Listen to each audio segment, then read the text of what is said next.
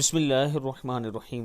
السلام علیکم ورحمۃ اللہ وبرکاتہ۔ عابد راجہ چینل کی طرف سے آج میں اپنے دوستوں کو رسول اللہ صلی اللہ علیہ وآلہ وسلم کا ایک فرمان سناؤں گا۔ پریشانی اور غم دور کرنے کا یہ نبوی نسخہ ہے۔ حضرت انس بن مالک رضی اللہ تعالیٰ عنہ فرماتے ہیں کہ نبی اکرم صلی اللہ علیہ وآلہ وسلم جب نماز سے فارغ ہوتے تو دایاں ہاتھ سر پر پھیرتے اور فرماتے بسم اللہ الذی لا الہ الا هو الرحمن الرحیم اللہم اذہب عنی الہم والحزن۔ اللہ کے نام سے شروع کرتا ہوں جس کے سوا اور کوئی معبود نہیں، وہ بڑا مہربان اور بہت رحم کرنے والا ہے۔ اے اللہ تو ہر فکر اور غم کو مجھ سے دور فرما۔